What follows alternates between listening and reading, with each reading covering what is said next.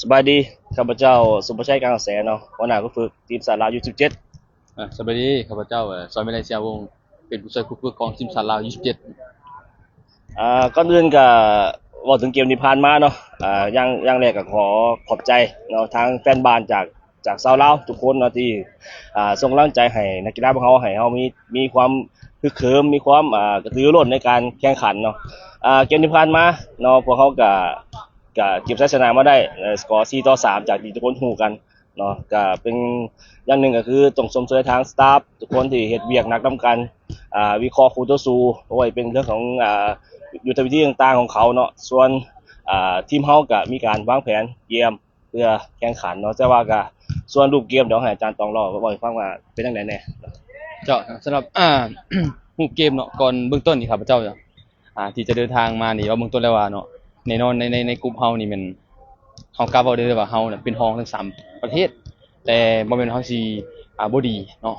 แต่ทั้งนี้ทั้งนั้นเนาะข้าพเจ้าก็เบิ่งโดยรวมโดยเฉพาะทีมงานผู้ฝึกเฮาก็มีการจัดการวางแผนที่ดีเนาะสำหรับแต่ละแมตช์เนาะสำหรับแมตช์กับฟิลิปปินส์ที่ผ่านมาที่เฮาชนะ4-3ข้าพเจ้าก็เว้าได้เบื้องต้นว่าเนาะมันบ่ง่ายสำหรับนัดนี้เพราะว่าที่ข้าพเจ้าได้เบิ่งคืนอยู่ที่แมตช์ที่ฟิลิปปินส์เชียร์ให้ไทย5-1เนาะล้วนแล้วแต่ความผิดพลาดของกองหลังที่ประมาทคู่ต่อสู้และข้าพเจ้าก็บอกนักกีฬาว่าเฮาสิชนะจักลูกก็ตามขอจะเป็น3แต้มแต่น้องๆก็เฮ็ดได้นะต้องขอบใจน้องๆที่สู้จนวินาทีสุดท้ายเนาะสู้จนเบิดลมหายใจจนให้น้องๆเฮาทีมเฮานี่ได้รับชัยชนะเจ้าแผนต่อไปคือแมตช์ที่เฮาจะเจอกับไทยเนาะอันดับแรกเฮาก็มากวดเบิ่งนักกีฬาเฮาก่อนว่าผู้ใดมีร่างกายเป็นแบบใดแน่จาก2แมตช์ที่ผ่านมาเพราะว่าเฮาก็ใช้ผู้เล่นชุดเก่าเกือบทั้งหมดแล้วก็เบิ่งว่ามีเพิ่นมีการบาดเจ็บบ่เนาะกวดคืนแล้วก็เตรียมแผนกันว่าสิมีแนวทางจังไดแน่แต่ว่าเป้าหมายสำคัญของพวกเฮาคือเฮาต้องชนะแล้วก็เข้ารอบนะครับนี่คือเป้าหมายของพวกเฮาโอเคส่วนยุทธวิธีการเล่นที่เฮาสิเจอกับไทยเดี๋ยวให้อาจารย์ต้องแนะนำตื้ออีกบาทนึงว่ามีแนวทางจังไดแน่เนาะเจ้าสำหรับแมตช์ที่เจอไทยนี่ครับว่าเจ้ากล่าวไว้เลยว่าเฮาอาจจะเป็นรองทีมชาติไทยเนาะแต่โดยเฮาสิสู้กับทีมชาติไทยย้อนเฮามีความสามัคคีเนาะข้าพเจ้าเชื่อมั่นแน่นอนเนาะบ้านเมืองกลมยังเกิดขึ้นได้เนาะเฮาจะเล่นตามแทคติกยุทธวิธีที่เฮาเรียนมาเนาะเฮาก็ได้ร่วมกับทางโค้ชกุ้งว่าเฮาจะเล่นแบบใดเพื่อจะต่อสู้กับทีมที่ระดับสูงกว่าเฮาให้มีประสิทธิภาพเนาะแน่นอนว่าเกมในมื้อนั้นน่ะเป็นเกมที่ม่วนที่มันเนาะต่างฝ่ายต่างอยากได้3แต้มแน่นอนเฮาก็อยากได้3แต้มเพื่อ